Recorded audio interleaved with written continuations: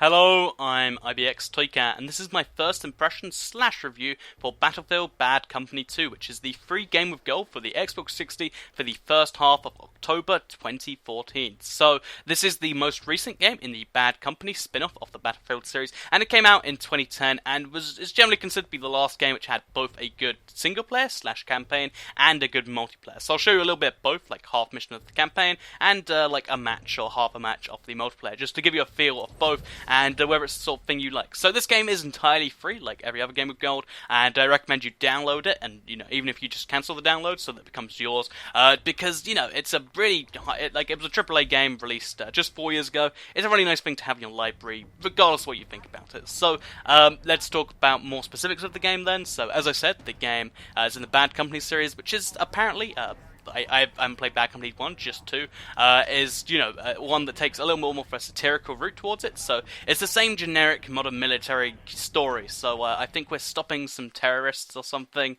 I can never entirely really tell, with the same generic kind of missions where you're defusing bombs and doing kinds of crazy stuff, but because you play as a bad company, you play as like a company of 4 soldiers, there's some more humorous scripts going around, there's a little bit of banter, if you will. It's a little bit amusing, like there are some dialogue lines that make me laugh a little bit, which is always a positive thing in a game that takes itself too seriously. So let's I'd like to show this mission, by the way, because it's a good show of quite a few like campaigns, especially the vehicle section. So like many games, I think with the notable exception being like Call of Duty, it uses vehicle sections in both the campaign, and you can have vehicles in multiplayer, and honestly in this game the vehicles do not control naturally or well. Also, look at the shadow behind the steering wheel just there, like it's so square. But yeah, the vehicles do not control well in this.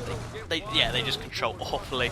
Like it's right trigger to move forwards, left trigger to move backwards, then left and right thumbsticks to do stuff, but it doesn't feel natural in any way. It feels clunky, and that's something that carries over to the rest of the game.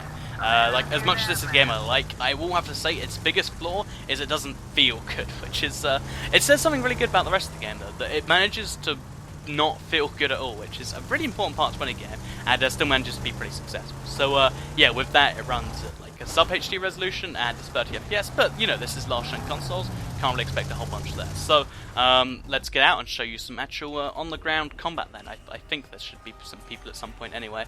There's just people up here. So, as you can see, modern, generic gun stuff. I really like the weapons in this game, however, I will say that much. Like, it has a pretty good selection of weapons that, like, I feel as though this is one of the last games that actually used, like at least last Battlefield games that used unique weapons.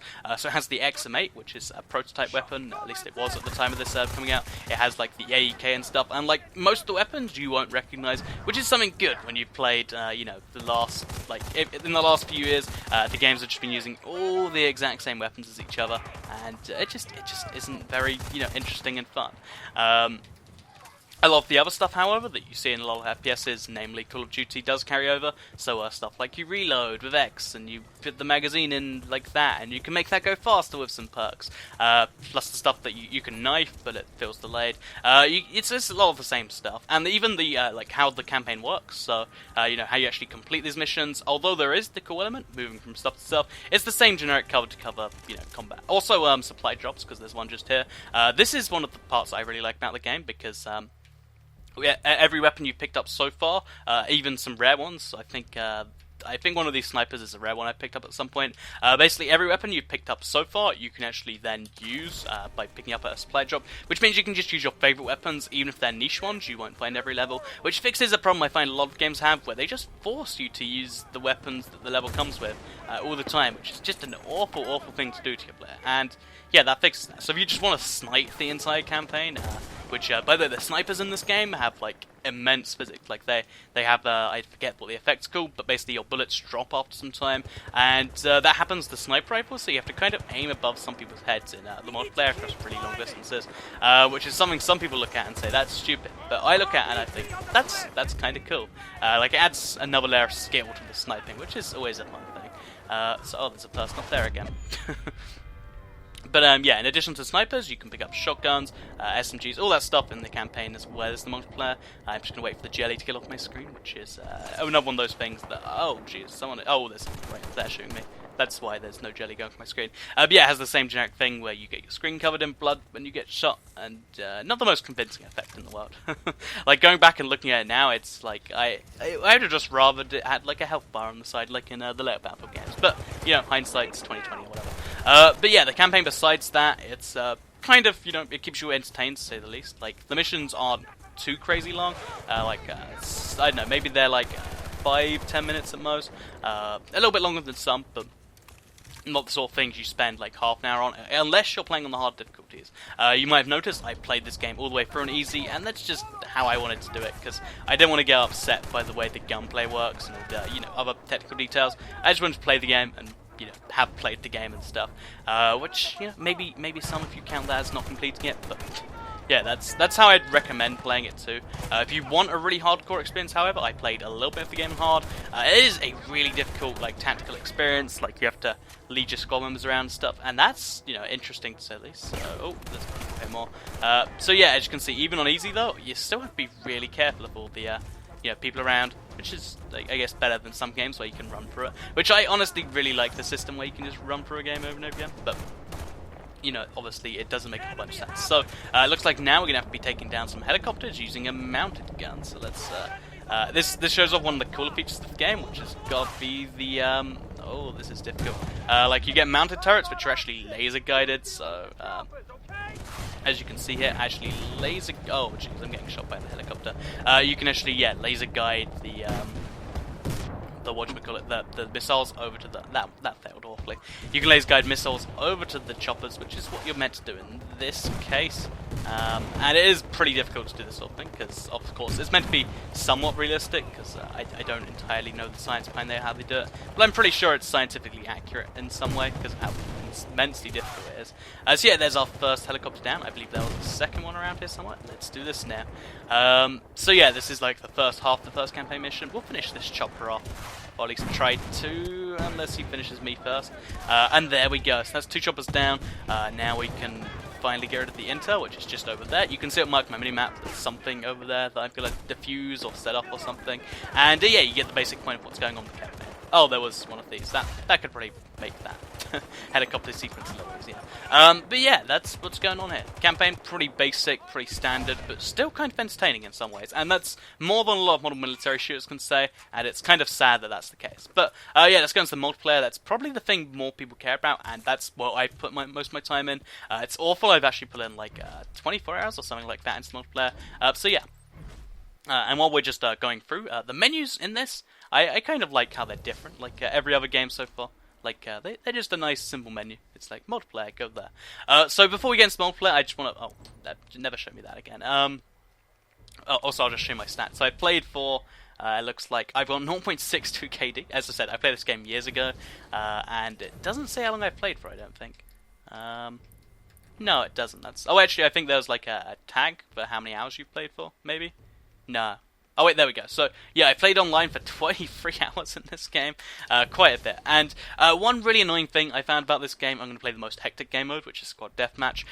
So, you know, this is more hectic than you'll usually find, but it means more combat. I can show you more, I guess, deaths, more kills, that sort of stuff. But yeah, the annoying thing about this game is you have to download a massive update just to play online. It's like 2 gigabytes because you have to have all the Vietnam stuff installed just to play online regularly. And it's awful. Like, back when the game was, like, out, it used to have one of those updates every now and then, and it's just awful having to go through all those steps just so you can play online.